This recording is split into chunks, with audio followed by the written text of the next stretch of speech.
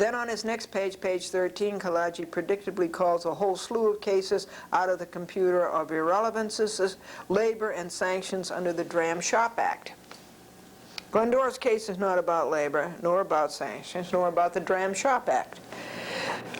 Kalaji writes, the court went on to state that our decisions have established the most critical inquiry into determining whether to recognize a private cause of action where one is not expressly provided is whether such action would be consistent with the overall legislative scheme. Well, Glendora says a private cause of action, if even needed, is expressly provided because it is, quote, consistent with the overall legislative scheme, which is censorship prohibited. Take a look how the law is stated right there. Censorship prohibited. Now you see, A, the Cable Commission shall not exercise editorial control. B, the municipality shall not exercise editorial control.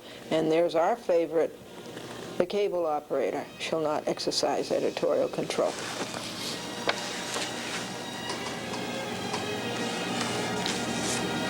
And here's the minimum standards for public education and governmental access. Public education and governmental access, and that's abbreviated PEG, P-E-G. This is from Volume 9, New York, CCRR, Civil Code and Regulations, or maybe it's just Code and Rules and Regulations. And the federal aspect to this law is the 531E. Kalaji writes that New York has enacted a comprehensive statutory and regulatory scheme to govern the provision of cable television services within the state. You have to. They're a bunch of crooks. They're you know, what could be greedier than a greedy cable operator? There's nothing greedier in the world. The scheme does not contemplate that individuals such as plaintiff be granted an implied private right of action to enforce Section 829(3). Glendora says, who said so?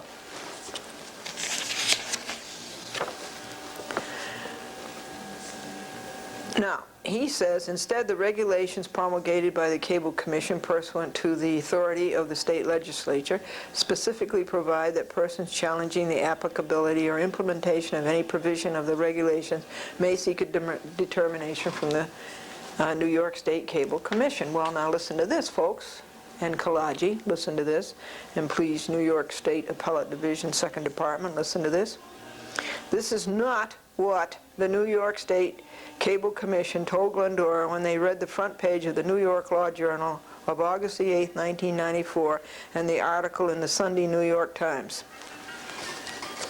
The chairman of the New York State Cable Commission excitedly told Glendora he was delighted about her Cold-Fault Cablevision lawsuit, that she had tested his laws for him and that she had won. This conversation is on audio tape. So the Cable Commission is just as happy about it as the rest of us, except the law-breaking defendants and their lying lawyer. Kalaji writes, thus, there can be no doubt, pursuant to the statutory and regulatory authority as well as the case law of the state of New York, that plaintiff does not have a private right of action to enforce Section 829(3) of the New York Executive Law. Accordingly, the decision of the lower court insofar as it granted plaintiff injunctive relief enforcing the statutory provision is incorrect and cannot stand. Baloney. Glendora writes, this is a falsehood. The decision of the lower court can stand, it will stand. Return to the issue. Cablevision broke a state law, they have to pay. It is blatant, it is glaring. Kalaji never raised private right of action in his arguments in the lower court before Judge Silverman. It is a big point Glendora makes here. The first time Kalaji raises private right of action is here at the appellate level. No private right of action is refuted by the recent Amtrak decision by the United States Supreme Court, handed down February 21, 1995, the day Glendora filed her amended complaint with Federal District Court, Southern District of New York, where Judge Bryant's decision was vacated by the United States Court of Appeals, Second Circuit. Judge Bryant had dismissed Glendora's complaint. The appellate panel remanded the case to Judge Bryant's court. And here's the Amtrak decision. And it says that Amtrak is not a private entity. It is a governmental agency. Just the way Cablevision is not a private entity when it comes to the administration of the public access channels. They are a government agency. Therefore, they acted under color of state. Therefore, they deprived Glendora of constitutional rights. Therefore, they are liable.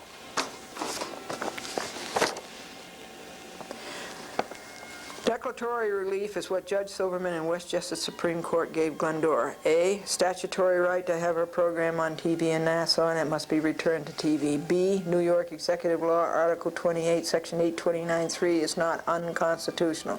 C, and it is not preempted by federal law. For all of our shareholders' money, Kalaji cannot understand the law, let alone tell the truth about it.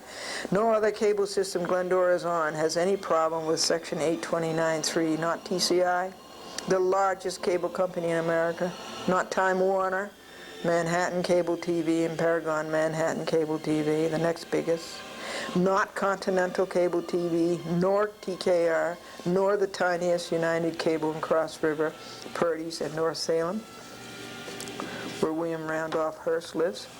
No other Cablevision system, or did live, no other Cablevision system Glendora is on ever violated Section 829(3), none other. Not Cablevision Yonkers, not Cablevision Yorktown, not Cablevision Harrison, Port Chester, not Cablevision East Hampton, Amagansett, and Montauk. Only Cablevision Nassau violated Section 829(3), showing local, political, and court pressure to gag. It was not so bright, was it? Nor was it so bright not to admit the wrong, repent, and atone, and save the courts all this time, labor, expense, and agitation. Why should the courts favor Cablevision? After what they've done to the courts, why should the courts favor them? Glendora's private right of action to enforce Section 829(3) is supported by the Congress of the United States. Just as Congress intended Section 531E to be enforced by public access producers, so it supports the states in letting a public access producer such as Glendora bring an action to enforce Section 829(3). We are up to page 41. Comic relief. The kids asked Edward and Diane what they wanted for their 15th wedding anniversary. And Edward and Diane said, our own telephone. And Doug and Denise named their son after Denise's father. So what did you call him? Pop. The nursery school teacher had all of the kids out for a walk, and as they were climbing up the rocks, the nursery school teacher said, well, there's at least one thing that we can all be thankful for. We are all free. And the little boy says, not me, I'm 4. Glendora says to the Appellate Division, Second Department, please bear in mind Cablevision broke 2 laws, Section 829(3) of the state and 531E of the federal government. Congress granted a private cause of action to enforce Section 531E of the Cable Act of 1984. Public access was mandated not only by the New York legislature but by the United States Congress. And as Glendora told the United States Supreme Court, her program was doing exactly what Congress tailored Section 531E to do, or the New York legislature intended Section 629(3) to do. That's 829(3). Over in federal court, Kalaji brought up this same faulty argument on February the 21st, 1995, that Glendora has no private right to enforce the federal counterpart, Section 531E. No cable operator shall exercise editorial control of a public usage channel. But he also says, see, plaintiff has already been granted injunctive relief. Even if collateral estoppel did not apply, and even if plaintiff could establish, he spends all these pages, talking about collateral estoppel. Then he says, even if collateral estoppel did not apply, and even if plaintiff could establish that a private federal cause of action exists to enforce 47 United States Code 531E, this is Kalaji over in federal court. Plaintiff has already received all the relief to which he is entitled. Pursuant to the state's decision in Glendora 2, Cablevision has resumed cablecasting plaintiff's show. She has been given her injunctive relief. There is nothing more available. Well, Glendora replies, this contradicts what he is saying 4 weeks later in your court, the second department. Kalaji has ensnared himself again, and Glendora has caught him, and co-fault Cablevision again. See this conclusion he wrote for the federal court. I wish we were up to the conclusion for the state court, too. For the reasons stated above, plaintiff's complaint must be dismissed because all claims it could possibly raise have been fully litigated, considered, and decided by the federal and state courts of New York, and plaintiff has received all the relief to which he is entitled. Thus, defendants respectfully submit that plaintiff's complaint should be dismissed in its entirety. And that was written on February 16, and it was signed by Robert Kalaji. There's his signature. It's a rare day he signs anything. Over in federal court, Kalaji wrote, no case has held that anything other than injunctive relief, enforcement of the statute, is an available remedy for violation of a provision of the federal cable law. Well, Glendora says he has not substantiated this. B, even if true, this does not preclude Cablevision defendants paying damages. C, and if true, how come Cablevision Satellite called Glendora to discuss settlement February the 24th, 1995, a week after Kalaji wrote Supra? Defendants have not been fined or jailed. Kalaji wrote, thus we respectfully submit that there are no claims remaining which prevent this court from dismissing the complaint in its entirety. Well, Glendora repeated, defendants have not been fined or jailed. Glendora refuted, premise is faulty, argument fails, has already been remedied.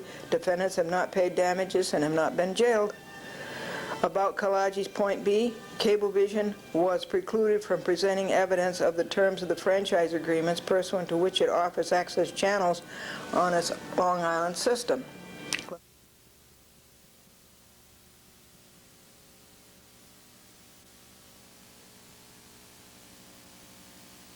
1995, a week after Kalaji wrote Supra. Defendants have not been fined or jailed. Kalaji wrote, thus we respectfully submit that there are no claims remaining which prevent this court from dismissing the complaint in its entirety. Well, Glendora repeated, defendants have not been fined or jailed. Glendora refuted, premise is faulty, argument fails, has already been remedied. Defendants have not paid damages and have not been jailed. About Kalaji's point B, Cablevision was precluded from presenting evidence of the terms of the franchise agreements pursuant to which it offers access channels on its Long Island system. Glendora says, co-fault Cablevision was not precluded by Judge Silverman, but by Kalaji's poor representation of co-fault Cablevision. Kalaji could have brought up the terms of the franchise agreements any time in the lower court.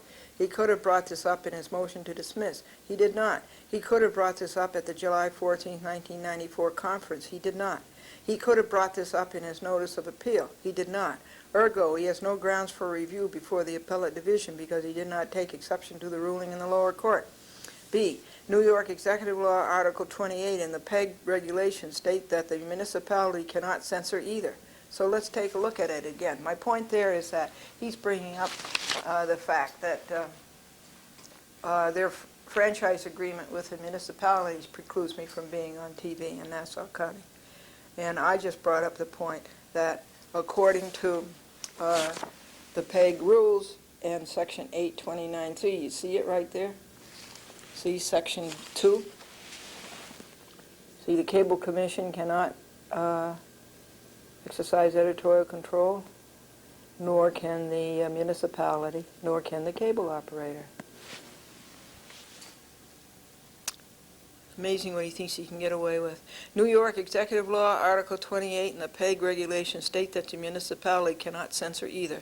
So let's take a look at it again.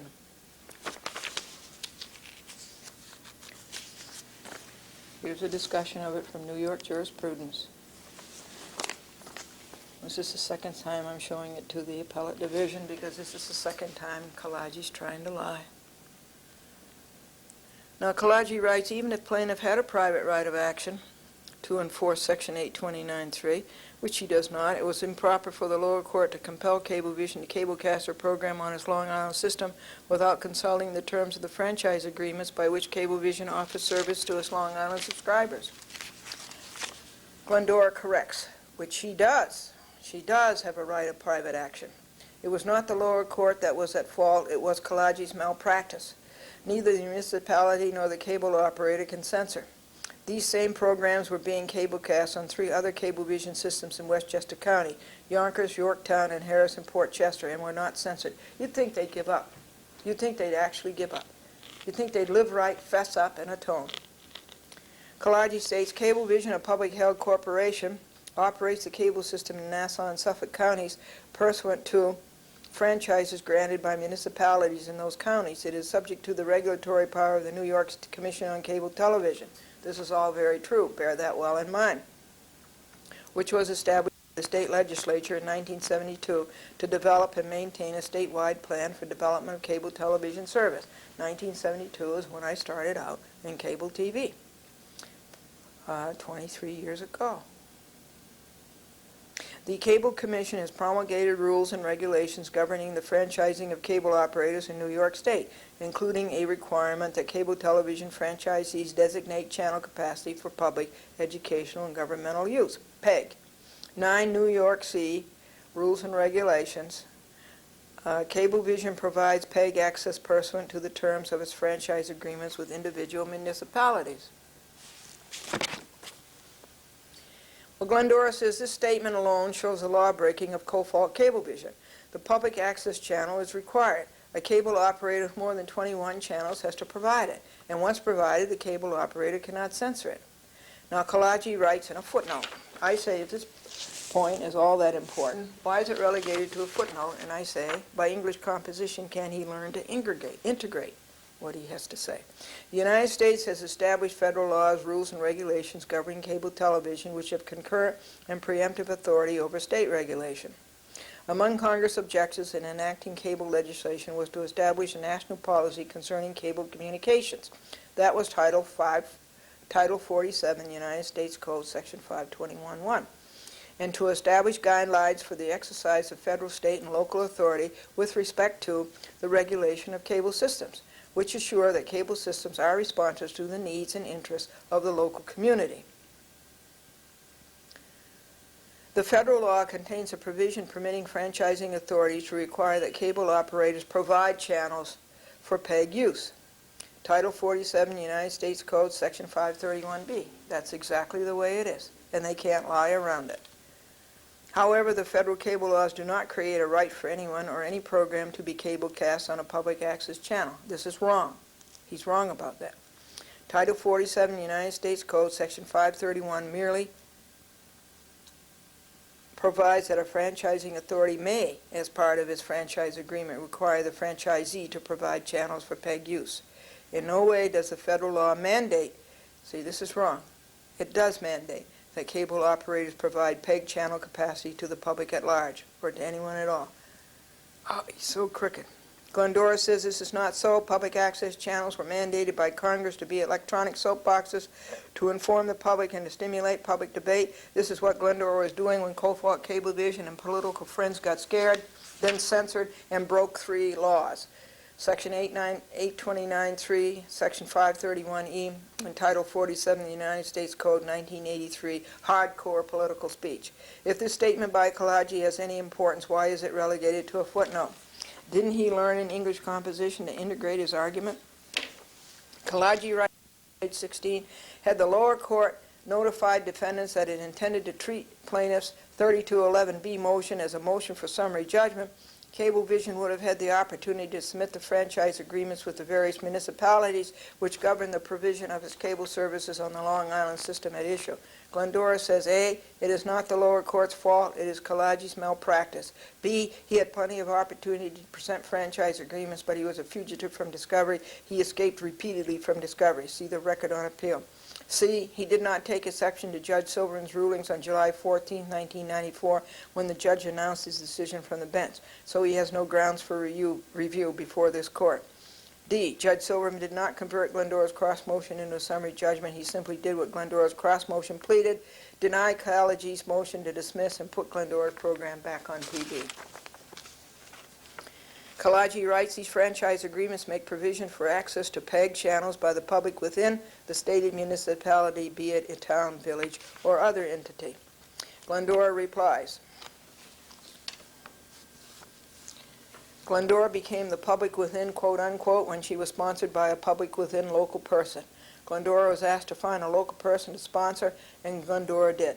The agreement is in the files of both Cablevision and Hicksville and of Glendora, negotiated by Glendora and by Thomas Garger. Kalaji should know better.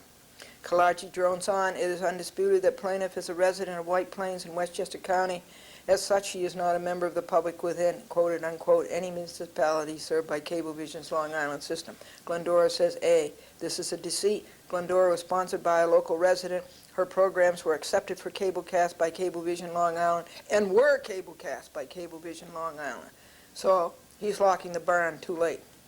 So you can see Kalaji is stretching here in desperation as always, but he gets paid for baseless arguments like this.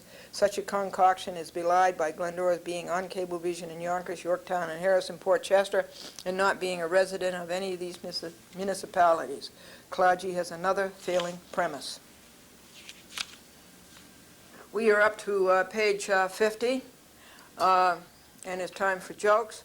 In the next half hour, we will read pages 51 to 60, and I'll tell you about the news on Colabella, and the news on Capola, and the news on Gelman. And here are the jokes. When children make a disturbance in church, one man said children are like New Year's resolutions, they should be carried out.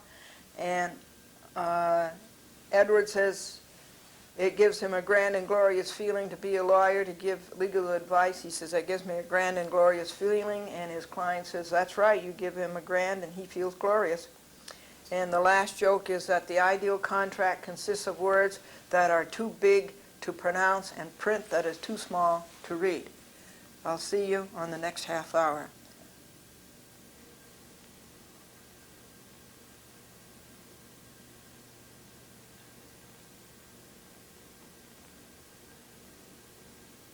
Hi there, everybody. How you doing?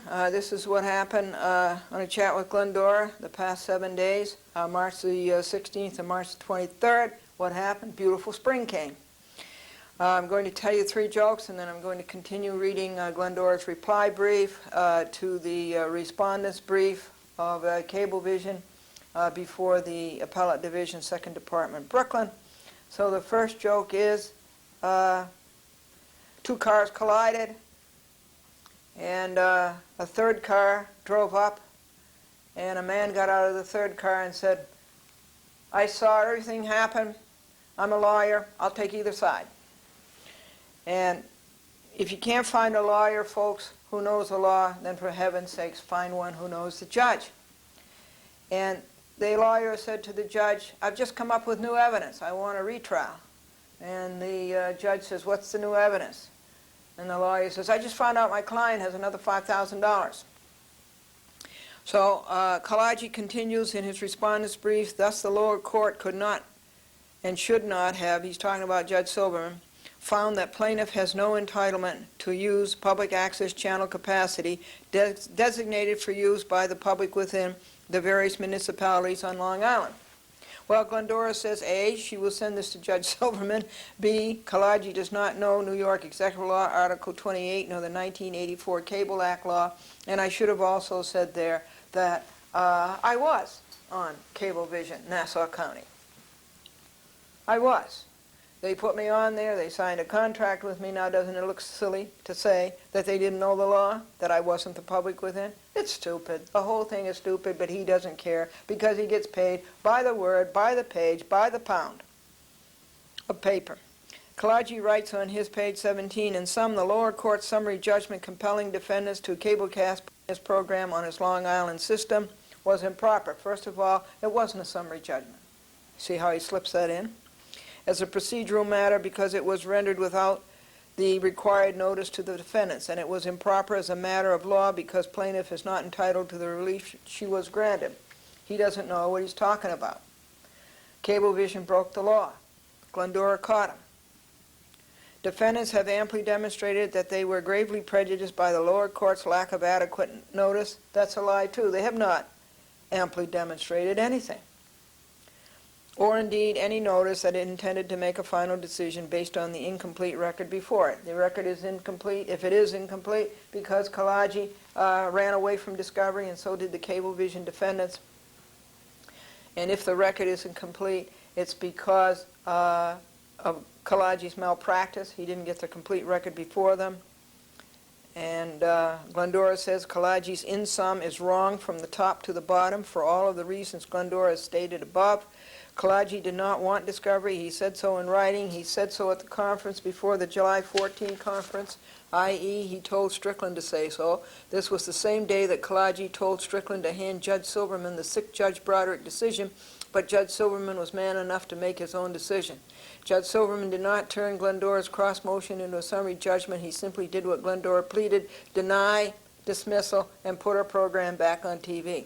Kalaji did not bring up his exception to the ruling on July 14, 1994, when Judge Silverman announced it. He has no grounds for review in this court, the appellate division.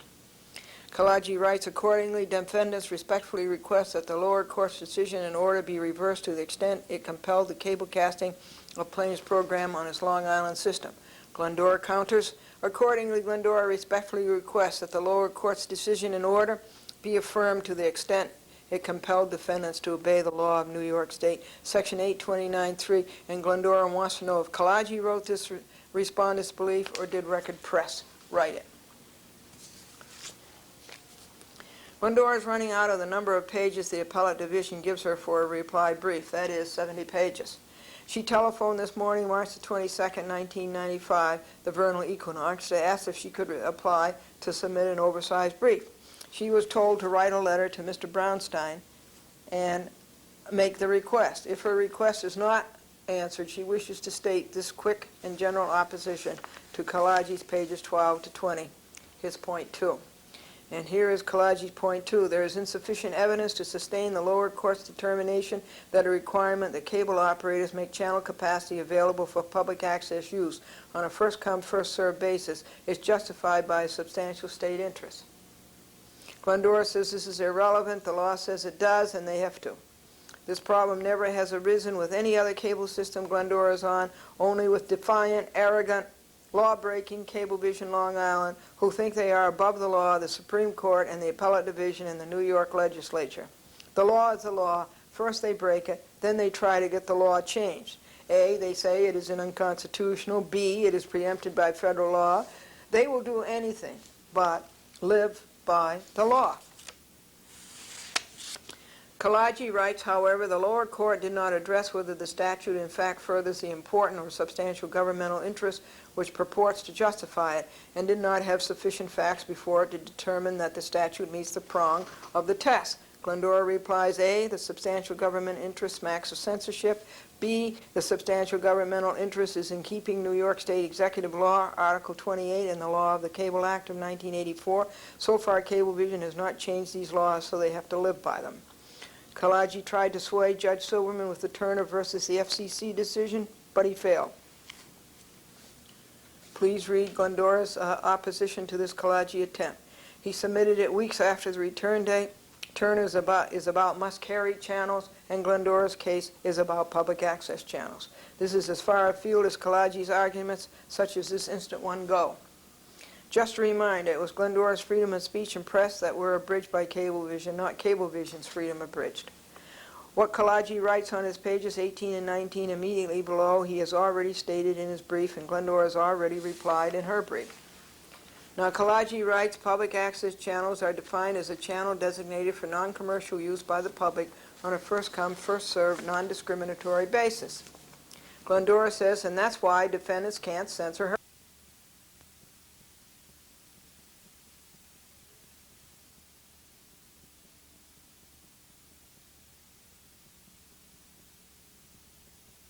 First-come, first-served, non-discriminatory basis. Glendora says, and that's why defendants can't censor her program. What more do we have to know, and why are the Appellate Division and Glendora being hung up for hours by Kalaji's taking our time just so he can get another lawyer's fee? Kalaji writes, these governmentally imposed requirements purport to prohibit Cablevision from exercising even the most rudimentary editorial control over use of channel capacity on its system. Glendora notes, he admits it. Kalaji in a footnote, Cablevision believes that government-imposed regulations that force cable franchisees to provide PEG channels and prohibit even the most rudimentary editorial control over such channels are beyond the authority of the state because they violate the First, Fifth, and 14th Amendments. I think they're going on beyond their authority. They broke the law. They're lawbreakers. However, defendants do not raise a constitutional challenge on this appeal. Glendora says, well, they had better. It's in their notice of appeal of August the 24th, 1994. Kalaji took exception to that ruling of Judge Silverman on July 14th, 1994, as he stood before the bench. So he'd better take exception. He'd better write about it in this brief, because it's in his notice of appeal. Kalaji writes, Cablevision agrees that the public interest of the local community can and should be served by its cable television system. Cablevision's principles pioneered in offering PEG access in the 1970s, long before the state establishes rules for PEG access in 1982. Well, Glendora counters A. Cablevision's attitude toward public access is a matter of record in Glendora versus Cablevision, December 6, 1993. 2. Glendora versus Cofault Cablevision, March the 7th, 1994. 3. Glendora versus Dolan Cablevision, March the 30th, 1994. B. All of the cable systems Glendora is on, she finds the Cablevision systems the least public access friendly. Their cable channels for public access are high, Channel 45, Channel 25, Channel 37. TCI has Channel 8 for public access, between highly watched Channel 7 and 9. Cross River puts us on Channel 6. Cablevision doesn't give us our own public access channel like White Plains Channel 16. That should be 14. Channel 16 is Manhattan. They make us share a channel with the Playboy channel or with a religious channel, so Cablevision is anything but what it says it is in this footnote. On page 20, Kalaji is just posturing, as he has done in every paper Glendora has known him to write. He is just getting paid our shareholders' funds. Cablevision shareholders get no dividends. The money goes to highly paid executives and to Kalaji. For the pages, the pounds of paper, the hours of time, this posturing pads. We're up to page 57. At the oral argument before the United States Court of Appeals on September 20th, 1994, Kalaji did not appear. Sadly sent their top gun, Mark Fowler, former chairman of the FCC, but he lost the appeal. Glendora won. Fowler resorted to one of those desperations such as you see on page 20. But Judge Minor said, surely, counsel, you're not saying Glendora is obscene. That is your weakest argument so far. That's a good thing you saved it until the end.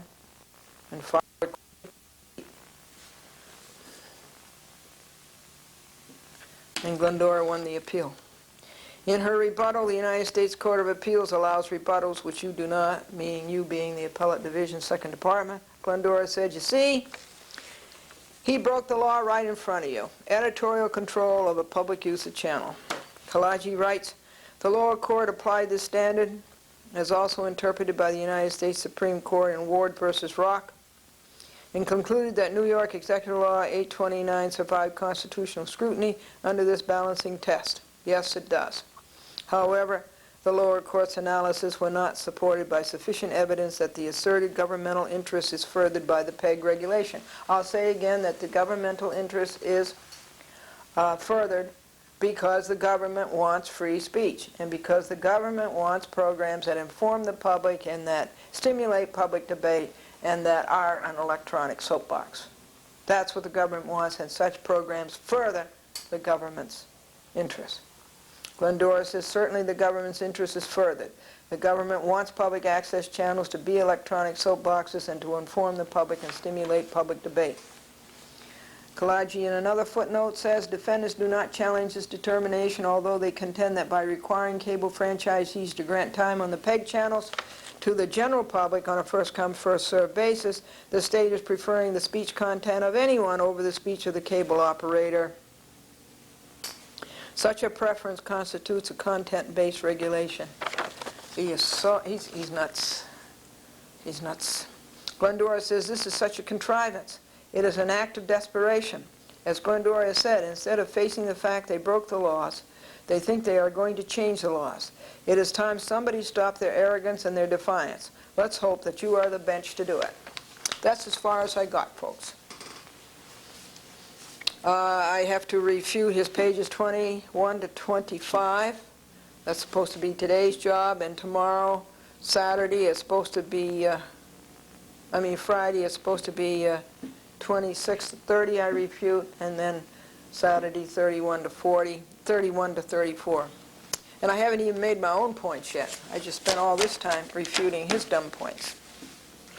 And so I believe that's what happened, all that happened on Glendora versus Cablevision, their arrogance, their defiance, and their ignorance on the last 7 days, March the 16th to March the 23rd. The lawyer said to the new client, before I take your case, I require a $50 retainer fee. And that retainer fee entitles you to 2 questions. And the client said, $50 for 2 questions, isn't that expensive? The lawyer says, I suppose it is. What's your second question?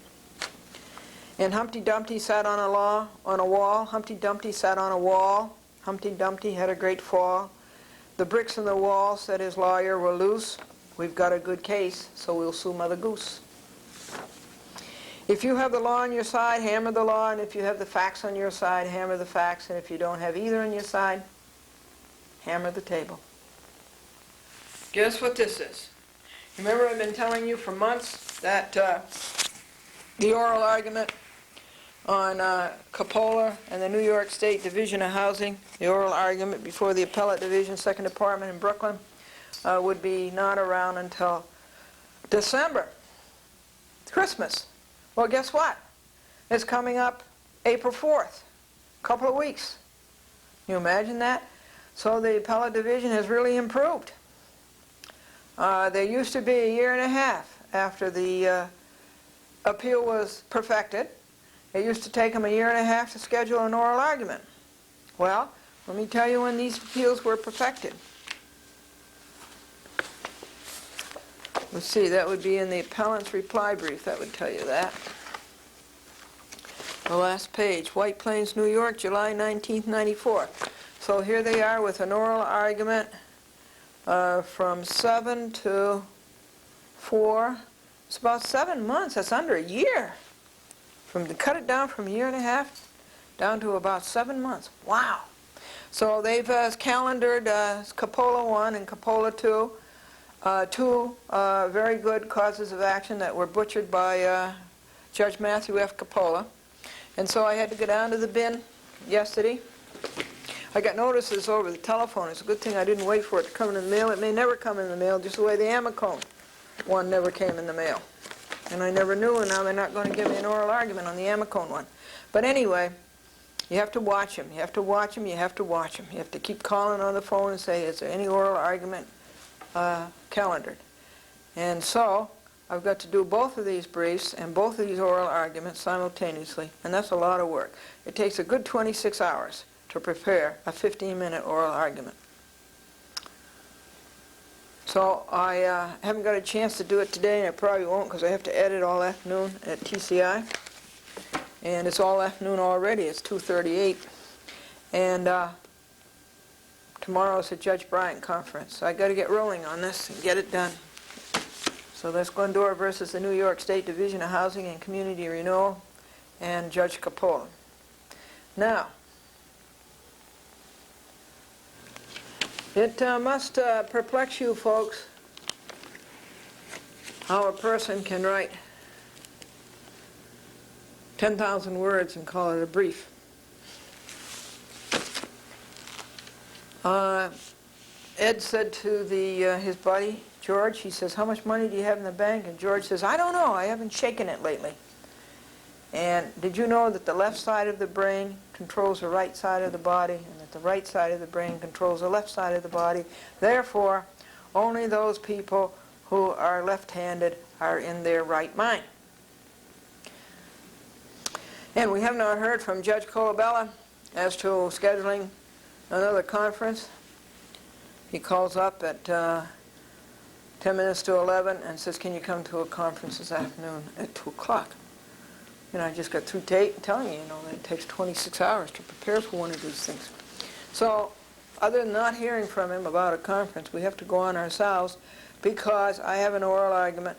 No, I have to perfect this appeal of Glendora versus Elizabeth Husband, Alan Beck, Michelle Mayapath, and the Fund for Modern Courts, which is really the Fund for Ancient Courts. And so I had to go down to the cellar, and I had to get all of this. I got this many files, and that isn't all of them. It's only the files from 1992, 93, and 94, 95. And I had to cull all those files and pull out all of those things that have to go into what we call the record on appeal. And as I said, every other court has the clerk gather the record of appeal for the higher court, but not the appellate division. The plaintiff has to do it. The plaintiff has to go out and pay all this money. Well, anyway, this has taken hours and hours of work, and there it is. This is the master.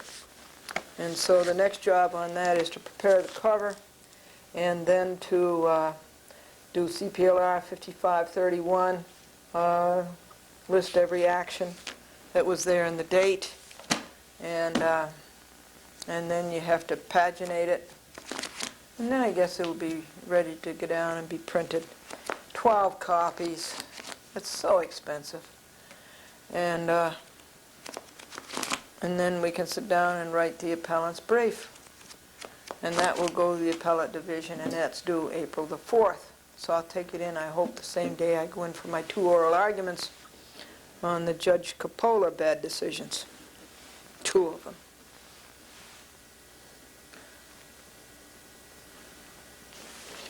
Teenagers really brighten up a home just because they never turn on a light. And Abraham Lincoln once walked 9 miles to return a book. And now on his birthday they honor Abraham Lincoln by closing the libraries.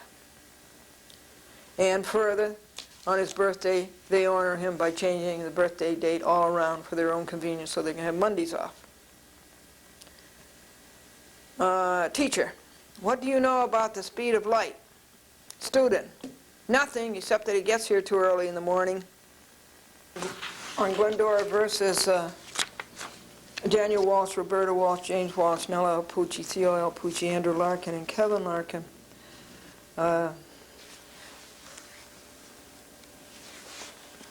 We have heard nothing from Judge Wood. The 19th decision we won, the first one we ever won, and the 20th decision we're still waiting on, and that's on the motion to dismiss Glendora's complaint, which is, impossible. You can't do that. He hasn't heard the evidence. And so that was due. The return date on that was January 30th, so 30 days from that is like February, the end of February, March the 2nd or so, and 30 days from that is about March the 30th. And this is March the 23rd, so he doesn't have much time. It's a New York law that a judge has to make a decision within 60 days of the submission of the motion. So he better, or the motion to dismiss would just go out the window. Thursday, the 16th was a day of peace. It took an hour to videotape and edit Wall. I took the battery out of the smoke detector in the cellar because it kept going chip, chip. And like the pit in the pendulum, that gets on your nerves after a while. And then I asked Franklin to buy a battery, and he did. I picked up the 10th bag of litter from the tree belt, and from our parking place from here up to Livingston Street. There was one more bag of litter, the 11th, the 12th, and 13th, and 14th I haven't had time to do. I made an oral demand to Michael Kozer to pay me the $15 witness fee for August the 23rd and October the 25th of 1994.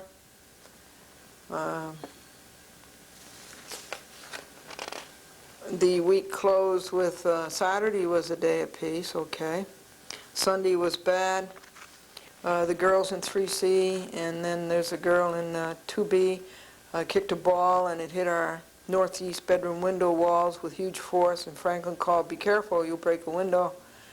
At 1:17 p.m. James Walsh was making noise and damage going up and down the stairs. Can you imagine that, going up and down the apartment stairs in roller skates? You've got to be some kind of a bright to do that. At 4:20 p.m. to 5:20 p.m. James Walsh was playing ball and making noise with the girls in 3A and 3B on March the 19th, Sunday. James Walsh was chewing up the courtyard lawn by walking all over it in roller skates.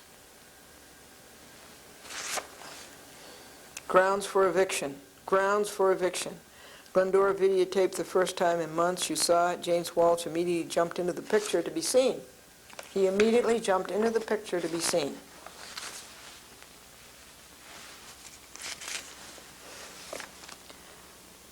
So you see, Karamitzos and Bendich and all of the other lying liars were lying, saying that James Walsh was embarrassed by being taunted about being on TV. James Walsh wants to be on TV. Even though it's in a negative light, he wants to be on TV. So he wasn't so embarrassed and so humiliated as these lawyers lied that he was. Grounds for eviction. Apparently the motivation of James Walsh additionally is disturbing and breaking the laws in the hopes of being videotaped and being on TV. Here's a check from John Porzio for $2.34. When I paid for the furnace, which is an awful thing that I have to pay for having the furnace repaired, $28. The landlord should pay for that. That's why we're paying him $1,030 rent, I guess. So we have to pay each month $28 for having the furnace fixed. This was a crooked law put through by the landlord lobby through the New York legislature. The number of tortious acts the week of March the 13th was 1,932. The number of hours on wall was 9 hours. The number of pages, 2,648 of law breaking, and the costs were $14.70. And this log went out to all of those people, 32 people. And now here we are on the week of March the 20th this week. Caesar police called Glendora.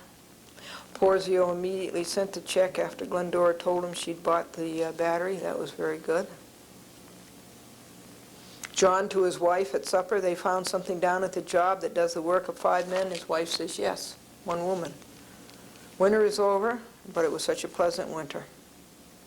I took the wall files 6 through 10 down to the bin. They're too heavy for the file drawers. And we got out the wall mailing, and so far it's cost $3.36 to print, $5.12 to post. So far it's taken 2.5 to 3 hours. I believe it's gone out.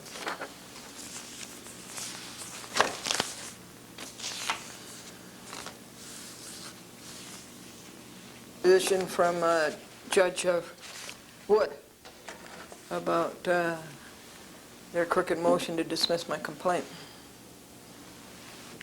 Little League is where the kid on the mound has 5 basic pitches. 5 basic pitches. A fastball, a slow ball, a curved ball, a sinker, and one that you hope will get to the plate. And at the lodge meeting, the announcement was made that we regret to announce that the grand invincible potentate of the lodge won't make it to the meeting tonight. His wife won't let him out of the house. And John wanted to give his wife a bouquet for their 25th anniversary. And what is your favorite flower, dear? He asked her, and the tired housewife said, Pillsbury. All lied with Regis. Michael Gelman was out all week. I wanted to know, did he want to settle this before I filed my notice of appeal? But you can't do business with people who aren't on the job. The notice of appeal cost $25, and the minutes are going to cost $740. And so I am writing to the clerk, and also I tried to get through to the clerks down there in Manhattan in the civil court, and nobody answers the phone, and when they do answer the phone, they put you on hold and then they disconnect you. So it's really impossible to get the information to which you're entitled. So I'm writing a letter. I hope I'm covering everything here because you can't get them to give you any information because they won't come to the phone. This is the Civil Court of the City of New York, Court of New York, Small Claims Part, Glendora, claimant against Michael Gelman, notice of appeal, index number, Small Claims, New York, 834794. Please take notice that the above-named plaintiff hereby appeals to the appellate term of the Supreme Court from the decision and order of the Civil Court of the City of New York, Judge Sarah Lee Evans, 111 Center Street, New York, 10013. In this action entered in the office of the clerk of said court on the 28th day of February 1995. Plaintiff appeals from each and every part of this decision and order except the awarding of $1,400 to the plaintiff. Dated White Plains, New York, March the 5th. Yours in truth, Glendora. Glendora, Box 416, White Plains, New York, 10602-914-949-9495. To Bunin and DeGiulio, 99 Wall Street, New York, New York, 10005, 212-514-7800. Here is my $25 money order. They will not accept a personal check. It's a postal money order. And this is what the letter is going to say when it gets typed.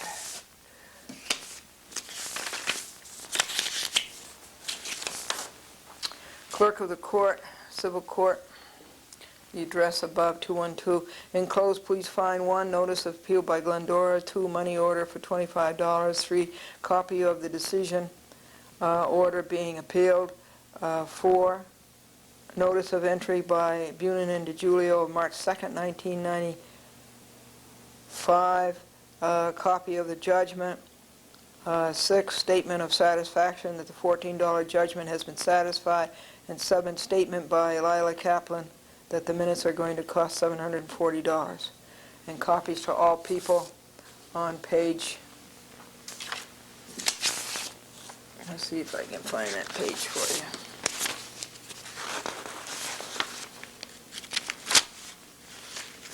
It's to Warren Buffett, and it's to the Thomas Murphy, the owner of ABC, to Michael Gelman, to Julio, to Warren Buffett, who has 5% interest in ABC Cap Cities, to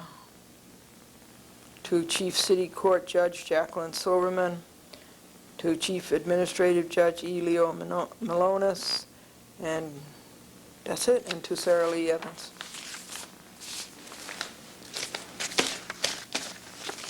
Courts, the worst consumer ripoff in America today.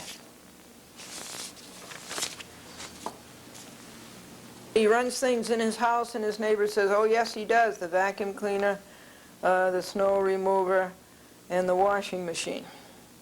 And Marilyn said to her husband George, this is the 7th time you've gone back to that buffet table. Aren't you ashamed of yourself? And George says, no dear, I just tell him it's for you. And Bob said to Elaine, when are you thinking of getting married?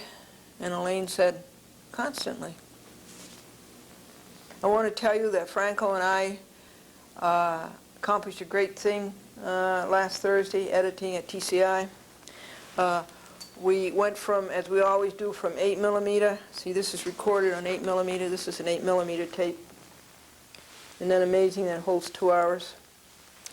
And we go from 8mm into 3/4 inch and get a recording on 3/4 inch. Simultaneously we get a recording on Super VHS, and simultaneously we get a recording on VHS, all with graphics and music.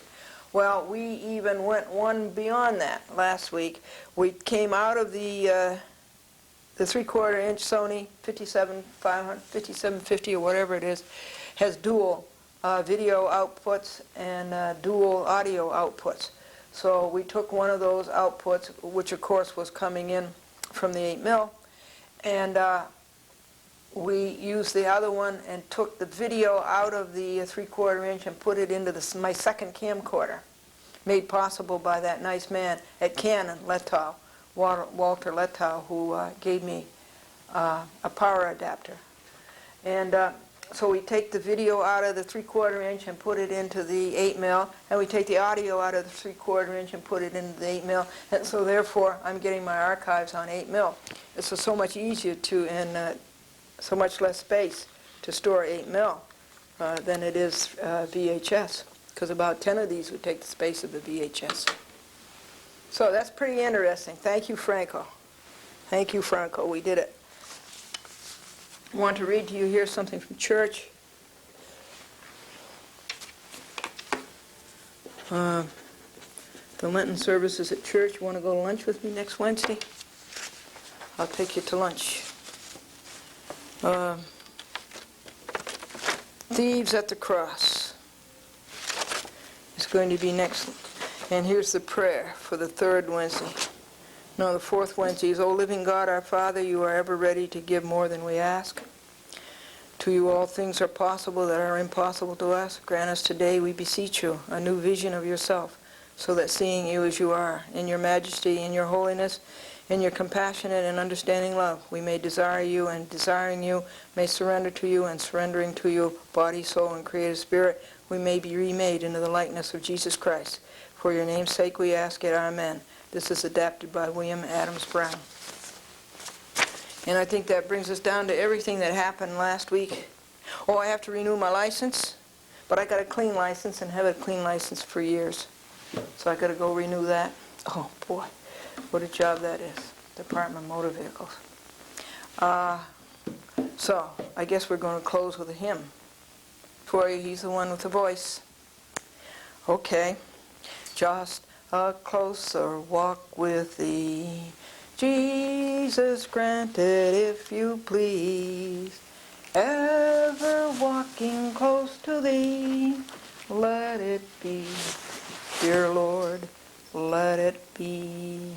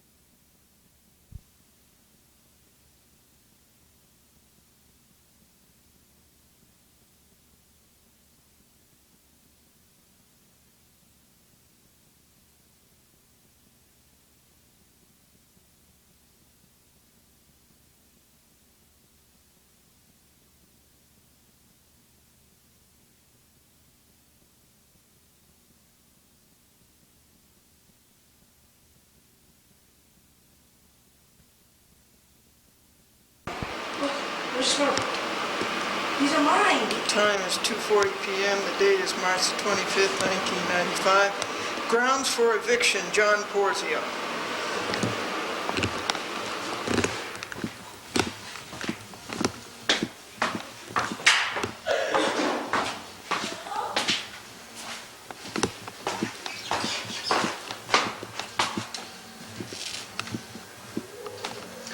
That was down in the cellar, and the noise has been coming up into this apartment for 20 minutes. That's James Walsh and a guest.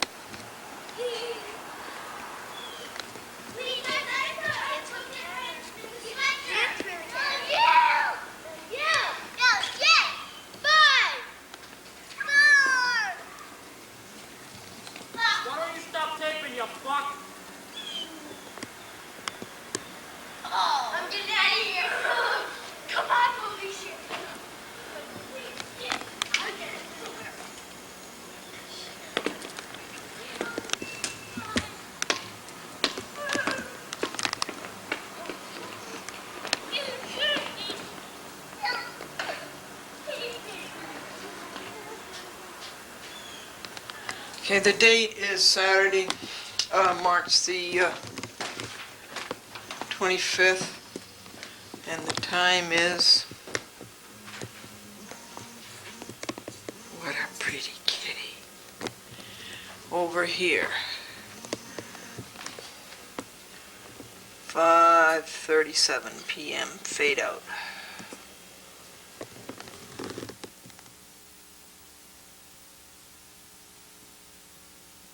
First I have to identify those people. They came from 2B and 3A, and I think the voice was an Alpucci from 4B. And I think the voice was that of Theo Alpucci. One more thing I want to show you is the litter that James Walsh left outside of our door today.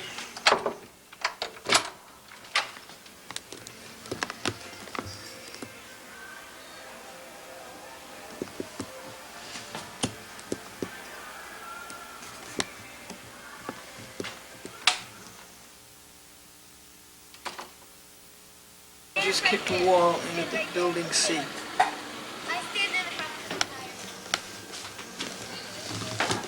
Now is making noise with the fruit. She's from 2B. The time is about 6:15 p.m. The date is March the 25th.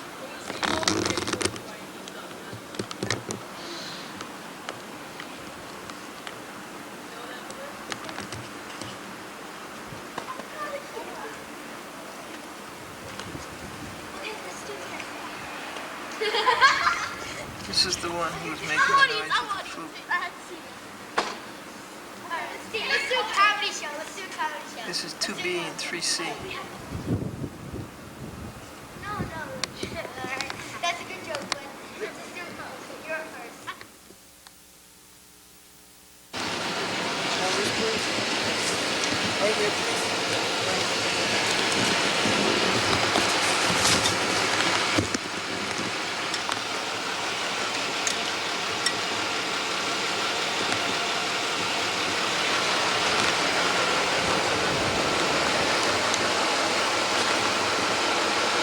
And this is Daniel Walsh and James Walsh.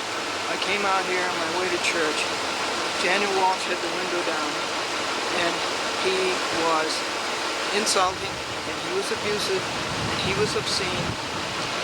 And then Roberta Walsh joined in from upstairs, and they used foul language.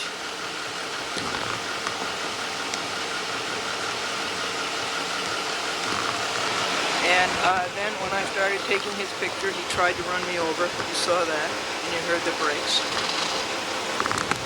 Now, what time was this? This was 10:13 a.m. This was a full 5 minutes of harassment. And this is his son, James Walsh, right here.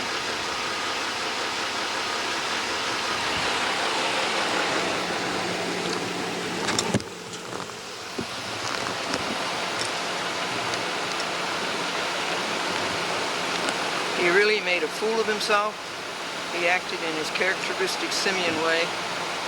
Glendora said nothing to him, to James, nor to Roberta.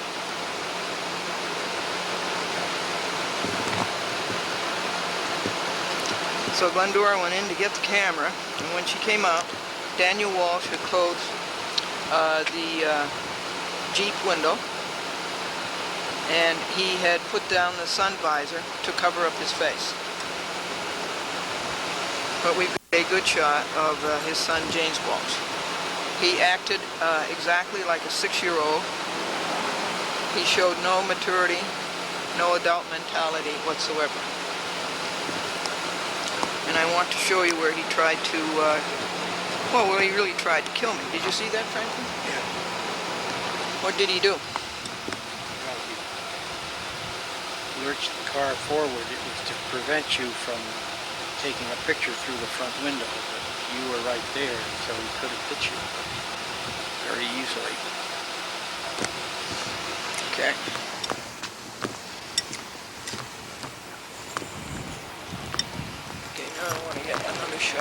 Roberta Walsh.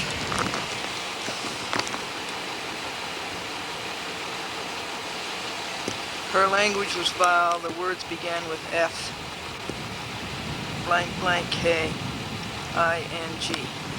So did Daniels. And this is all right in front of their young son, an infant.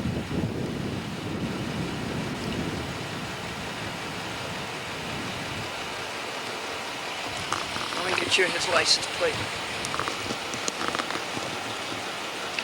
6PS 202. Again, this is March the 26th, 1995. Sunday. Glendora was on her way to church when she came out to the front door and was assaulted and attacked and abused by Dan. Oh, what he said, I can't tell you, it was too obscene. But I was walking by. Did you see that? Yeah, you were just walking by. Yeah. I was just walking by. He rolled down, his window was rolled down, and he started a cascade of abuse and insults. Right. And and with James too. And he was laughing derisively and snickering and trying to get James to do it. And I just stood there and watched them, and they got foolisher and foolisher, okay, and more embarrassed. Right. And they kept it up for how many minutes would you say? I don't know. 2 or 3? You were there for a long time. Yes. How many minutes? 2 probably. And so then I decided to go in and get the camera, and when I came out, he had shut the window and covered himself with the sun visors. So he's obviously ashamed of what he did. He doesn't want a public record of it, but there is a public record of it. So, Mr. Porzio, this is grounds for eviction.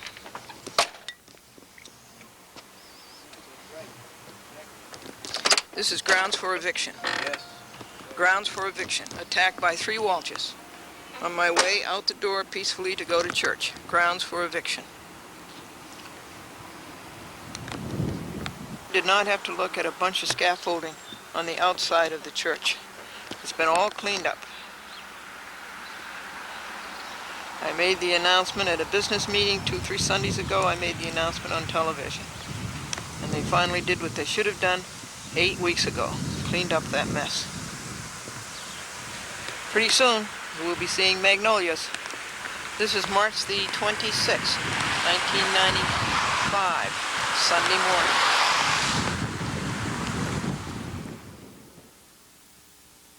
Just came and broke a few laws, blasted the horn twice, and then came insulting and abusive language. She made an obscene gesture. There she is right now. And then she said, F blank, you know what, Y-O-U. And what time is it? 2:17 p.m. on a beautiful, sunny, God-given gift day, March the 26th, 1995, Sunday.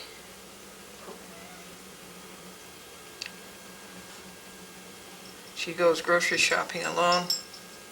Her son and her husband do not help her. Fade.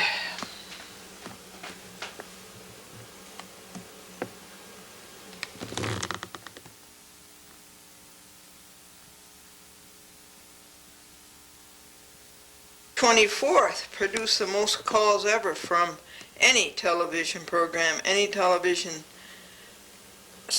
system. It would be Cablevision NASA, and it was March the 24th, 1995, Friday. It was the evening after the Judge Bryant hearing, where we won considerable points against Cablevision. And there were 11 calls. So that's the that wins them all. That's the largest number we ever had from one program. Dear Dolly, you're looking younger than ever. My name is Bob Filer, an old friend. My phone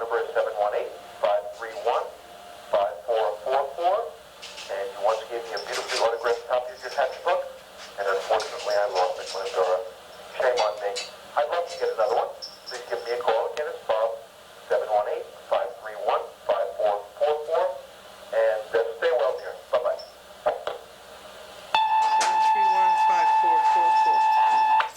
731-5444. Hi, Glendora, this is Bob. Number 516-225-9543. I want to chat. Bye. Nassau County.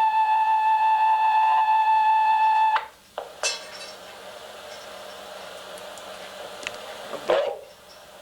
Yeah, I want to send away for a free Glendora Happy Book. My name is Michael Fergar. I live at 3 Woodview Drive, Wisconsin, New York. 11767. I've been watching your show. I'm a big fan, and I think you're mad. Thank you very much.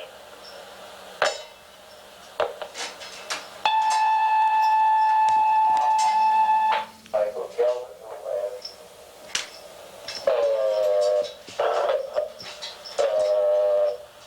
you're listening on your show.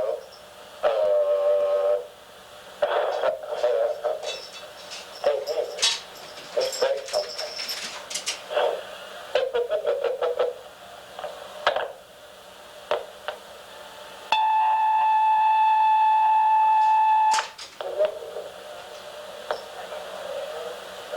Hi, Glendora. Do you play the fiddle?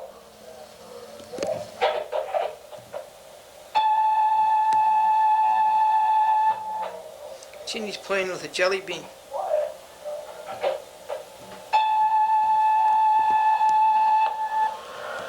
Hello.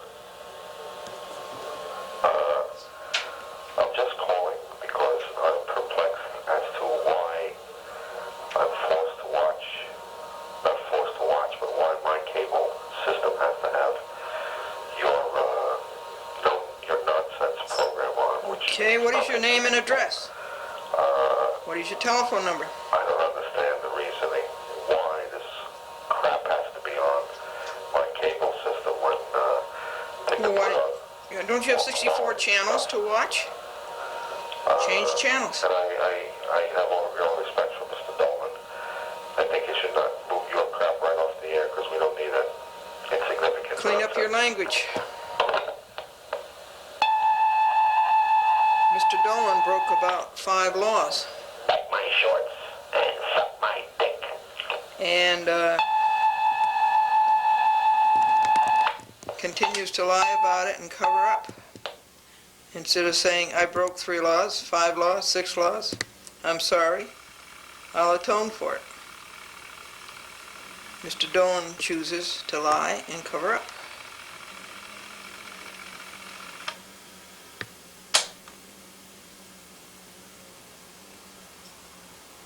Those were the calls on the from the Chat with Glendora Friday night, Channel 25, Nassau County. Also Babylon, Islip, and Huntington. Let's see what Ginny's doing.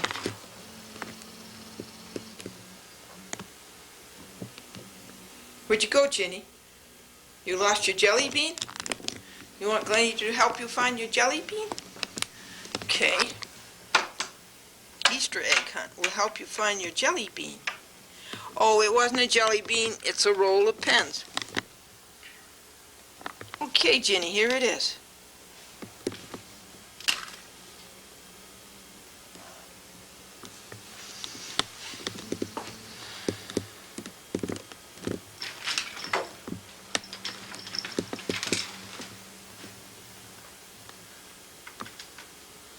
Those are pens that come with the Little Brother typewriter, the typewriter that makes graphs, bar charts, and pie charts. And it doesn't have a ribbon. It has pens, ballpoint pens. 4 of them come in a little tube like that. And Jeannie thinks that's a great thing to play with.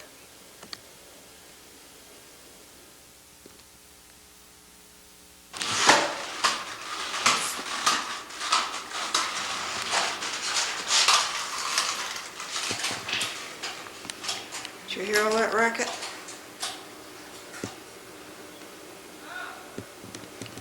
Okay, he does this 2 or 3 times a day. Does that make sense, to walk up the stairs and down the stairs in roller skates? That's James Walsh at 5:07 p.m. March the 24th, 6th, 1995, Sunday.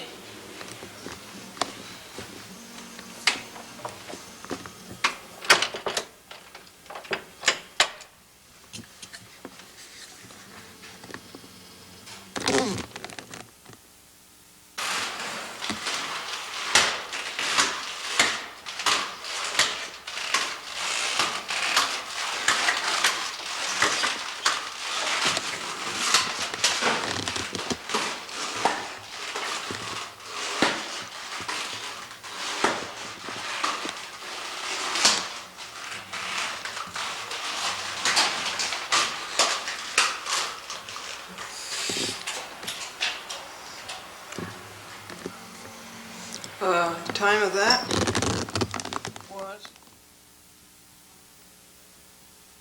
the time of that was 5:10 p.m. on March the 27th, 1995, Monday. James Walsh. Grounds for eviction. Turn that off. Turn lights.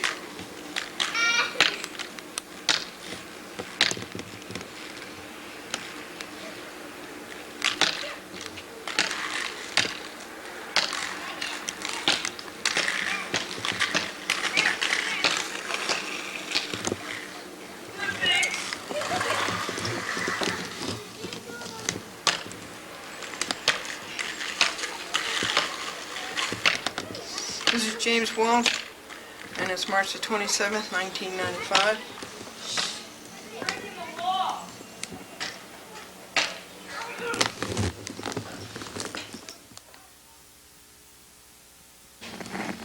Hey!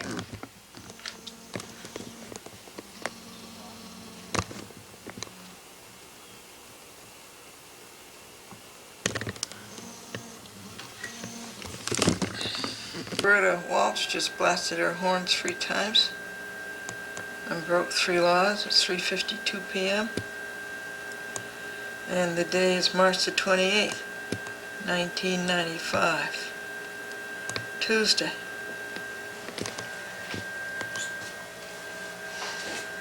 I don't know how Daniel Walsh does it. He's here more than he's at work.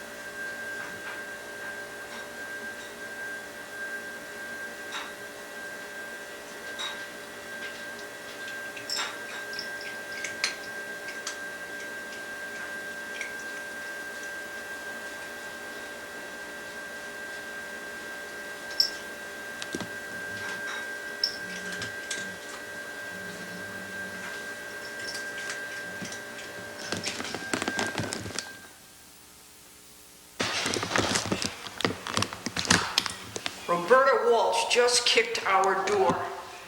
She was right here with James Walsh, and they were bringing up groceries, and when Roberta Walsh came by our door, she either kicked it or hit it. Is there dirt on the door? Where was the dirt? No, I don't think that was it. She kicked it, that's what. She kicked it. What time was that? 4 p.m., and she kicked it hard.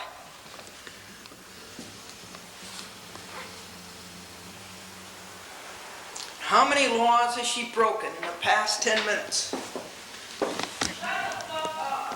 And that's James Walsh. The kid doesn't stand a chance with parents like that.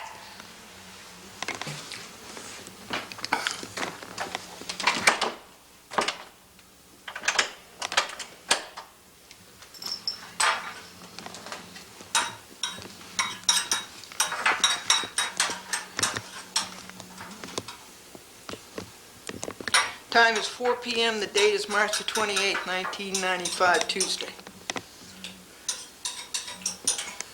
It's nicotine brain damage is what it is.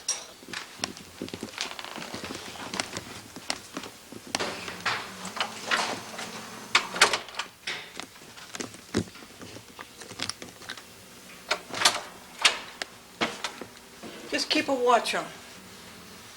Keep the camera going.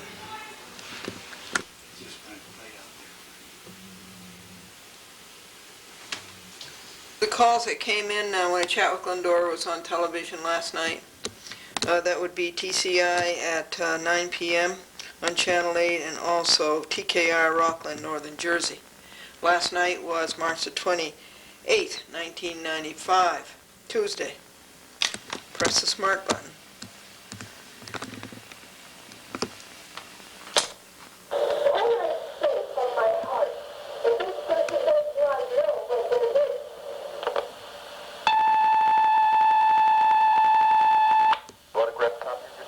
Hi, Glendora. My name is Anthony Donfrey. I've seen you on TV.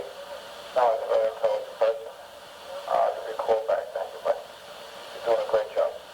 Thank you, Al. You're doing a great job. Thank you. The first one was a coward. Did not leave the name or number. There were about 5 calls altogether. Only 2 of them showed up on the recorder.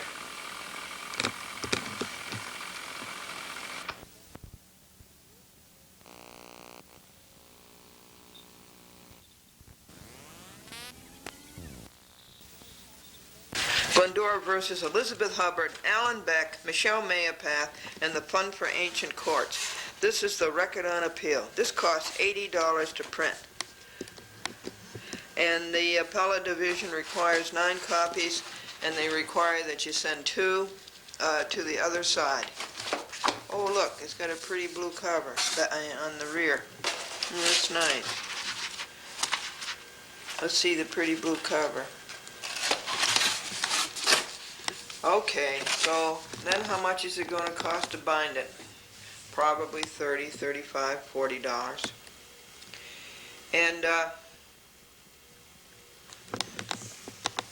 And let's see, that number of hours of work on that, I would say it's about 40 hours so far. And then today, after chat with Glendora is videotaped and edited, the appellant's brief has to be written. The due date on it is April 6th, and today is March the 30th.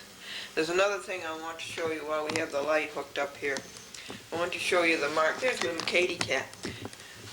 I want to show you the mark on the door that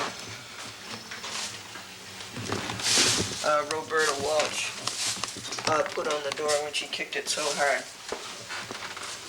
on Tuesday afternoon.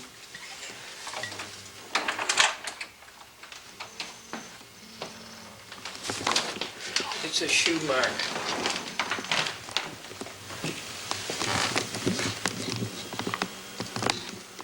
It goes from here to here. She came up here, first of all, she started it by blasting her horn 3 times into our living room window. Absolutely ridiculous and stupid. And then I videotaped it. And then she was unloading the groceries, and as she came up the stairs with the groceries, she kicked our door. So how many laws does that break? And what date was that? That would be March the 28th, 1995, on a Tuesday, and the time was between 3:52 p.m. and 4:04 p.m.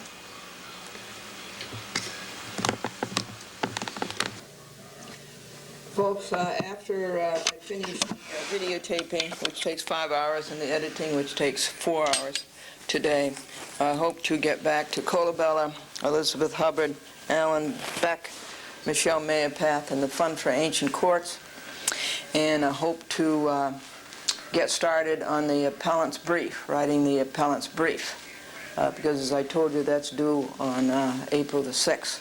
You don't want to take any chances. And the next deadline after that is getting ready for the Capola 1 and Capola 2 oral arguments. I'm going to tell you, we're starting a new week here. This is what happened on the week from, well, the 7 days from March the 23rd to March the 30th today. And on Glendora versus Scott Lord, Conrad Duberstein, Judge Robert John Hall, Andrew Maloney, Teresa Kavanaugh, Harold Jones, Neil Mann, Joseph Derby, Scott Lord, Jan Stahl, and Jeffrey Barnes. What happened on the 7 days? Nothing. We haven't heard from the United States Supreme Court. Nobody has challenged our writ, our petition for writ of certiorari. And so that's good. Nothing has happened there because there's too much happening here in the federal court, United States District Court with Bryant and Cablevision, and too much happening with Colabella and Coppola in the appellate division, and also Cablevision in the appellate division. So that's good that nothing has happened. So we're going to close this program right now, not by choice, because the 29-minute limit is up. And we're going to tell you a joke, and the joke is an archaeologist is the best kind of a husband to have. You know why? Because the older you get, the more interested he gets in you. And this is Chat with Glendora, and keep your courage flaming, and God bless you.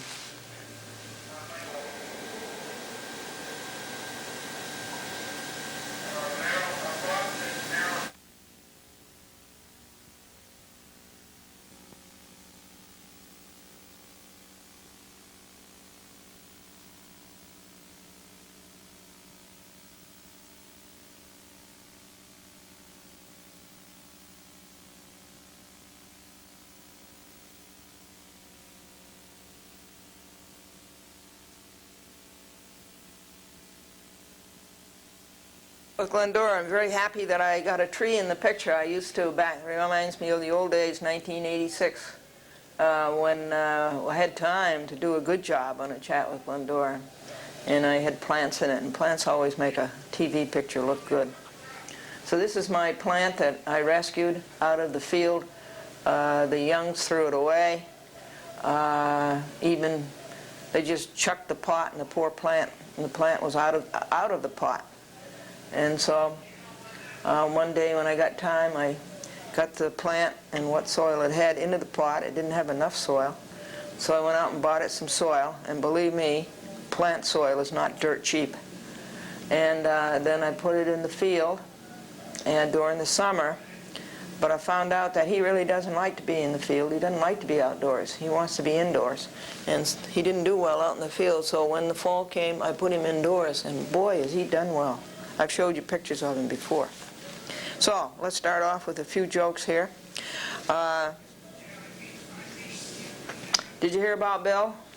Well, Bill got married so late in life that Medicare picked up 80% of the honeymoon. And Sid asked the town clerk, how much does it cost to get married? And she said $15 for the license and 1 paycheck a week for the rest of your life. And John says now that he's married, he knows why they call English the mother tongue. Father never gets a chance to use it. This program, folks, is going to be about Cablevision and the law breaking of Charles Dolan, John Tata, William Quinn, William Bell, Francis Randolph, Mark Lusgarten, Joseph Aznara, and the other Cablevision management or mismanagement. And the next program is going to be about Cablevision, and the one after that's going to be about Cablevision. If Cablevision didn't break so many laws, or if after they'd broken the laws they would come and fess up and say, I'm sorry, let me atone, it'll be over with. But they never do that. Instead of doing that, they lie and they cover up, and they pay their mercenary Robert M. Kalaji to do that for them. So the first matter, I guess, is the I told you that this is the program before. I told you this is Scott Lord, last file, volume 51, and nothing is happening on Scott Lord. Okay, now Let's get this desk organized here, if we can. Katie Cat. Hi, Katie Cat. Do you like the plant? Over here, Katie Cat. Yeah, over here. Oh, you're going to sit. That's good, trying to get the desk organized. And she just took the last bit of space.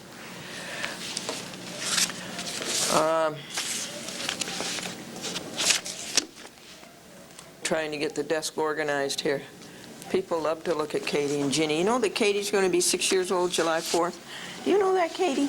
Yeah. You're going to be 6 years old July 4th. What I'm trying to find you is the rest of the appellant's reply brief, which is where I left off last week. This is all of the junk that Kalaji submitted, and Katie gave up at that. And so I had to answer all that. It must have taken, a good 70 hours, a bad 70 hours. And I might as well tell you about this. This is the Cablevision Discovery, reading about Discovery. And I haven't finished, I haven't had a chance to do any of that ever since the Bryant Conference on Friday, March the 24th, and that you're going to hear about also. But the United States District Court, as you know, we were copying the discovery rules. There's a lot of discovery rules. Discovery is a terrible weapon of lawyers to make things even more crooked than they usually make them. So it must have costed $20, by the time we got. But this book, I asked Robert Perry, my amicus curiae, Professor Perry, and he went down and he picked this up for me. Heavy book. And it's $22, and it's a student's. It's a textbook, really. And I've got to learn to buy textbooks better because there's a lot of stuff in here that I will not need. I don't need the rules of appellate procedure anymore because I've been through all that. And also the clerks are very good about telling you what to do, the appellate clerks, and also the district court clerks. I don't need the Supreme Court rules anymore because I'm all through filing cases in the Supreme Court, at least for the time being. And besides, the Supreme Court sent me their rules. I might need the rules of evidence. I certainly don't need the motion attacking sentence rules because nobody's being sentenced around here. I don't need habeas corpus rules because nobody's presenting a body around here. And I don't need multi-district litigation rules because I'm only in one district, that's the Southern District of New York. But I do need the federal rules of civil procedure and probably evidence. Now the rest of this book I don't need. So Professor Perry tells me to go to, he tells me to call up West Publishing and get a catalog. Yeah, that's a good idea. And that way I can zero in on the material that is poignant, if you're from Brooklyn. Okay, now, appellant's reply brief.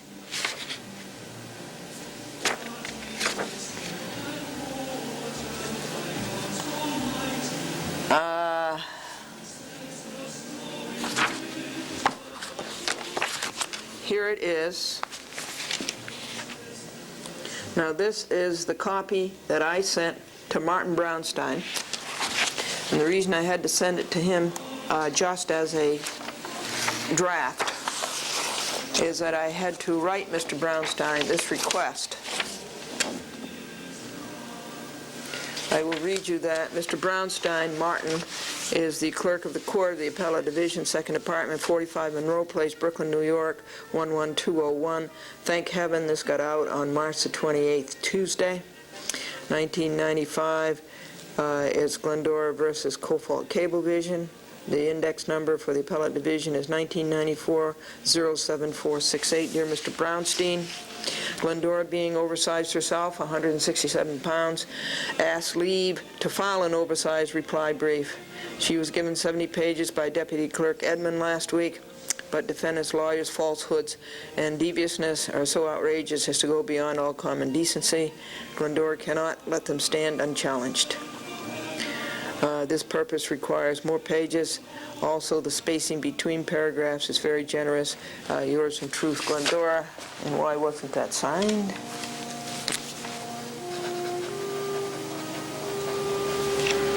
Okay.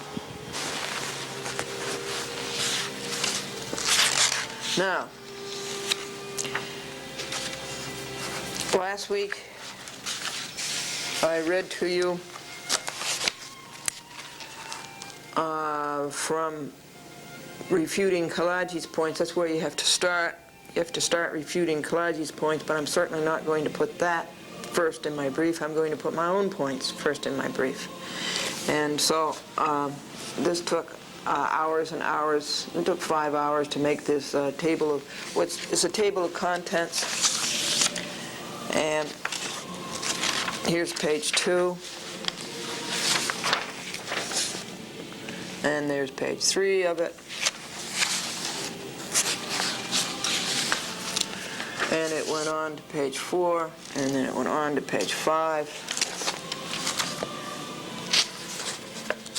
And page 6. And page 7. This is just the table of contents. And finally, page 7 is the last one. So how shall I do this? I think I'm going to read you from where we left off, page 58, to the end. And then I'll come back and read you the front part. That's the way it was written. I think that's the best way to do it. And we'll read 10 pages, and then we'll take our break, and we'll have our jokes, and then we'll read the next 10 pages, and so forth. Kalaji writes, these governmentally imposed requirements purport to prohibit Cablevision from exercising even the most rudimentary editorial control over use of channel capacity on its system. Purport is a very much overused word with Kalaji, along with Cablevision Pay Me. Glendora notes that he admits it. Kalaji, in a footnote, this is point 106, page 63. Kalaji believes that government-imposed regulations that force cable franchises to provide PEG channels, that's public educational and government access channels, and prohibit even the most rudimentary editorial control over such channels are beyond the authority of the state because they violate the 1st, 5th, and 14th Amendments to the United States Constitution. However, defendants do not raise a constitutional challenge on this appeal. Glendora says, well, they had better. It's in their notice of appeal of August the 24th, 1994. Kalaji took exception to that ruling of Judge Silverman on July 14, 1994, as he stood before the bench. Kalaji writes, Cablevision agrees that the public interest of the local community can and should be served by its cable television system. Cablevision's principles pioneered in offering PEG access in the 1970s, long before the state established its rules for PEG access in 1982. PEG is public educational and governmental access. Glendora counters, A, Cablevision's attitude toward public access is a matter of record in Glendora versus Cablevision, December 6, 1993, Glendora versus Cofault Cablevision, March the 7th, 1994, Glendora versus Dolan Cablevision, March the 30th, 1994. All of the cable systems that Glendora is on, of all of them, she finds the Cablevision systems the least public access friendly. Their cable channels for public access are high, channel 45, 25, and 37. The higher you go on the Cablevision, on the cable TV spectrum, the less viewing audience you get. The lower you are, the more viewing audience you get. So Cablevision gives us not the preferred numbered channels, channel 45, channel 25, and channel 37. TCI has channel 8 for public access. Now channel 8 is between the highly watched channel 7 and channel 9. Cross River puts us on channel 6. Cablevision doesn't give us our own public access channel like White Plains, channel 14, channel 16, channel 14 that should be. They make us share a channel with the Playboy channel. Can you imagine that? Public access has to share with a dirty, grubby Playboy channel. Or with a religious channel. Out in Nassau, it's a religious channel. So Cablevision is anything but what it says it is in this footnote. On page 20, Kalaji is just posturing, as he has done in every paper Glendora has known him to write, and that's many, maybe 30. He's just getting paid our shareholders' funds. Cablevision shareholders get no dividends. The money goes to highly paid executives and to Kalaji. For the pages, the pounds of paper, the hours of time, this posturing pads. At the oral argument before the United States Court of Appeals on September the 20th, 1994, Kalaji did not appear. Sadly sent their top gun, Mark Fowler, former chairman of the FCC. Mark Fowler, former chairman of the FCC, has sold his soul to sadly Stevens, Burke and Burke. But Mark Fowler, when he appeared at the oral argument September the 20th, 1994, lost. He lost to Glendora. Glendora won. Fowler resorted to one of those desperations, such as you see here on page 20. But Judge Minor said, "Surely, Counselor, you're not saying Glendora is obscene. That is your weakest argument so far. It's a good thing you saved it until the end," and Fowler quickly took his seat. You know, Fowler came up after that oral argument with extended hand. You think that I would shake his hand? No way. My answer to that was yuck. He says, "You're not going to shake my hand?" Finally, he left. In her rebuttal, the United States Court of Appeals allows rebuttals, which you do not. The Appellate Division, Second Department, does not allow rebuttals. Glendora said, "See, he broke the law right in front of you. Editorial control over public usage channel." Point 109, Kalaji writes, "The lower court applied the standard, as also interpreted by the United States Supreme Court in Ward versus Rock, and concluded that New York Executive Law 829.3 survived constitutional scrutiny under this balancing test. However, the lower court's analysis was not supported by sufficient evidence that the asserted governmental interest is furthered by the PEG regulation." Well, he talks all this, but he doesn't come up with any cases. If you want to know the truth, this is really the first case that really established the law of 829.3 and 531E. Glendora says, "Certainly the government's interest is furthered. The government wants public access channels to be electronic soapboxes and to inform the public and stimulate public debate." And that's what a chat with Glendora has always done. Kalaji, in another footnote, defendants do not challenge this determination, although they contend that by requiring cable franchisees to grant time on the PEG channels to the general public on a first-come, first-served basis, the state is preferring the speech content of anyone over the speech of the cable operator. Such a preference constitutes a content-based regulation. This is so remote. This is so far afield. This is so out in outer space. And these are the kind of arguments that Kalaji writes over and over again.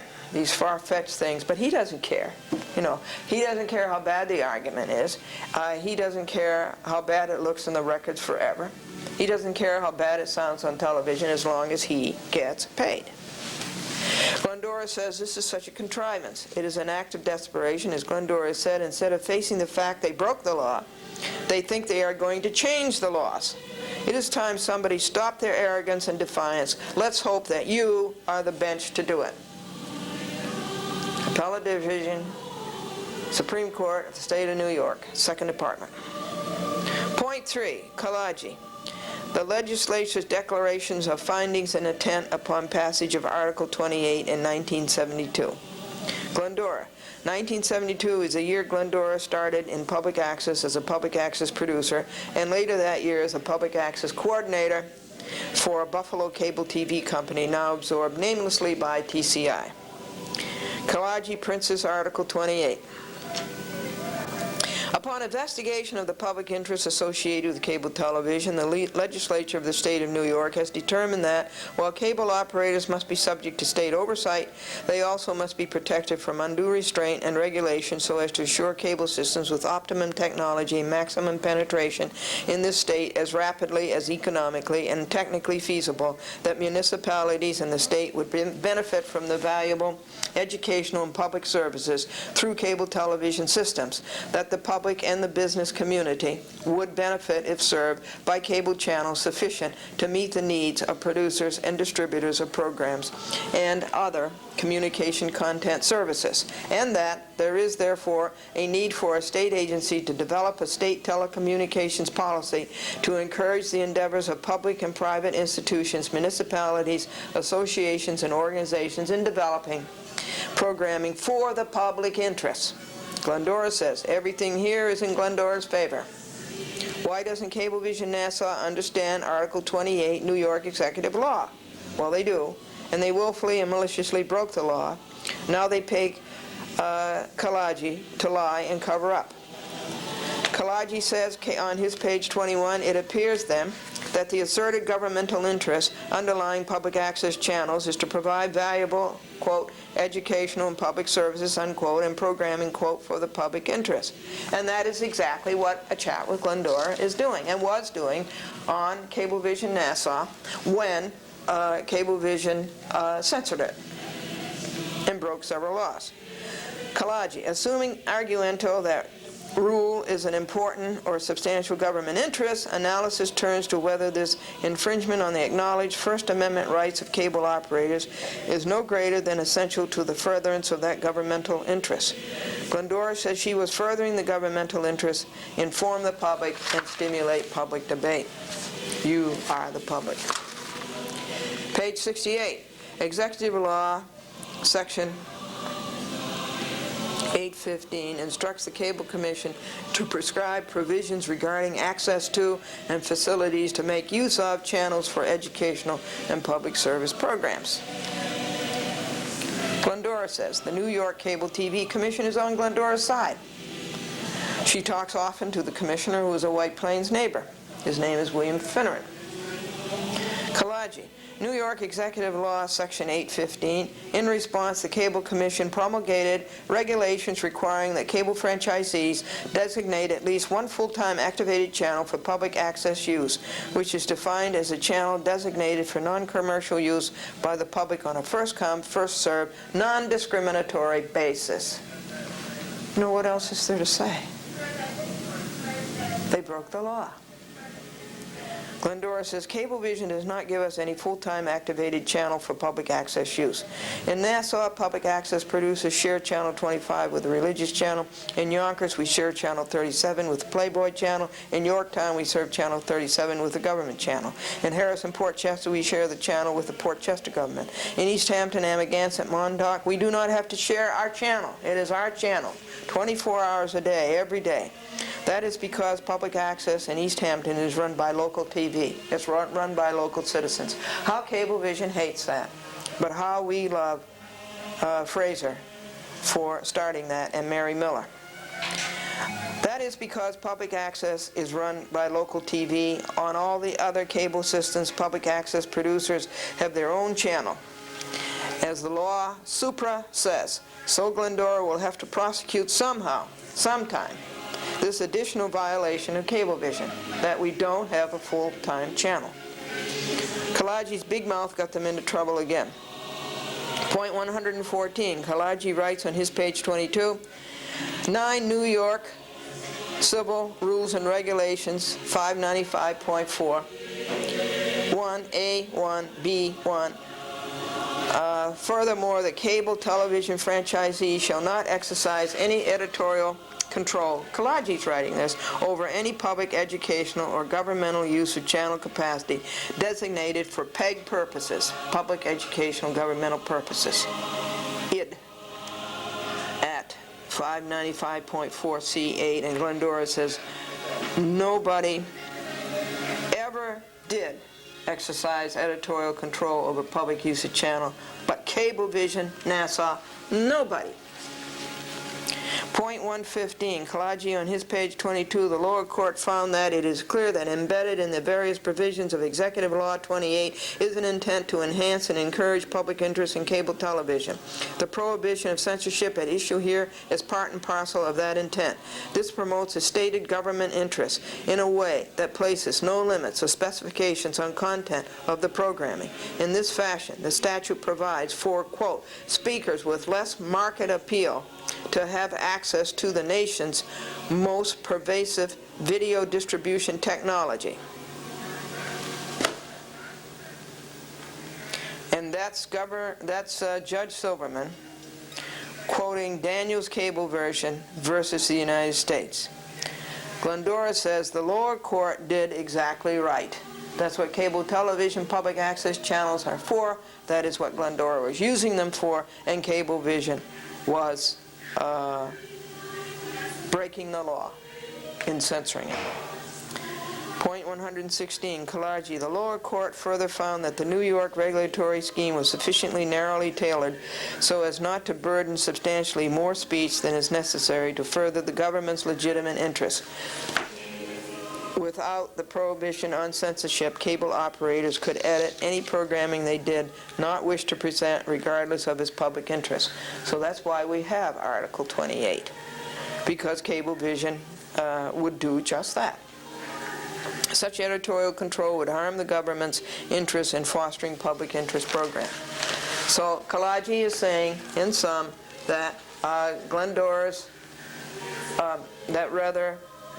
Judge Silverman's decision in putting Glendora's program back onto TV as a matter of state law, that this decision did not further the government interests. That's stupid. You just heard there that the government's interest is furthered because the government wants free speech and because the government wants the public informed and wants the government and wants the public access to stimulate public debate. Further, the government wants public access channels to be an electronic soapbox. Kalargi goes on to say that the lower court did not find, however, that the regulation in fact does further New York's asserted state interest, that public access channels provide valuable educational and public services. Well, now it did. That's not so. The court did. Glendora says the municipality being served by the cable system or the cable franchisee serving the municipality may exercise editorial control. No, they may not. Glendora says only by chance. No governmental interest was being furthered by the censorship of Cablevision Nassau. It was just the opposite. They broke the law. Now they want to change the laws. It was only being hindered. By Cablevision censoring Glendora's public access program, no governmental interest was furthered. Instead, it was being hindered. Kalargi. Instead, the regulatory scheme ends up mandating that programs such as A Chat with Glendora, which is little more than a forum for plaintiff to indulge in excoriating her adversaries and furthering her private interests in her own personal lawsuits, be cablecast throughout the state of New York. Glendora, this is a lie. A Chat with Glendora was a program helping subscribers avoid consumer ripoff, stand up for their rights in the DA's office, the Nassau Sheriff's Office, the Nassau County Clerk's Office, the Nassau Office of Consumer Affairs, the Nassau County Attorney's Office, the Nassau County Executive Office, that would be Thomas Galata, the County Attorney's Office, and A Chat with Glendora should be cablecast throughout the state of New York if Glendora had the time and money to do it. And remember, there is no money earned in public access. It costs Glendora money, a lot of money. Everything is volunteer out of belief and mission. That program, such as A Chat with Glendora, be cablecast throughout the state of New York, is where Cablevision Nassau broke the law, making a big point and getting paid for every lying word that Glendora is a resident of Westchester County, White Plains, and that, and here it says that these programs should be cablecast throughout the state of New York. You know, he ensnares himself in his own deceitful arguments. Okay, now that's up to page 71. So we're going to take a break now, and we're going to have our jokes. Edgar got married. They received lots of gifts, wedding gifts that said his and hers. And they received one that said us, a United States Army blanket. And little Darrell asked his daddy, he said, "Daddy, does a husband boss the house?" And Daddy says, "No, son, the husband houses the boss." And Paul, favorite trick, is running his wedding videotape backwards so that he can see himself walk out of church a free man. Glendora says that Cablevision Nassau was acting under color of state and did violate Glendora's rights of freedom of speech and press and is therefore liable to Glendora for $181 million. Amici, Perry, and Grafe, if you give leave, will prove it to you. The franchise agreements, Kalaji says, attempt to provide at least some focus on localism by limiting channel capacity to access by the public within the designated municipality, where Glendora is the public within. Cablevision Nassau told Glendora to get a local person, not a business, to sponsor her. Anybody in Long Island who knew her. Glendora handed in the requirement of such person. It is audio taped and in the files of Hicksville. Then Glendora told Glendora, then Cablevision told Glendora to take the public access workshop. She did. Then Cablevision scheduled Glendora for several editing sessions to edit her programs regularly.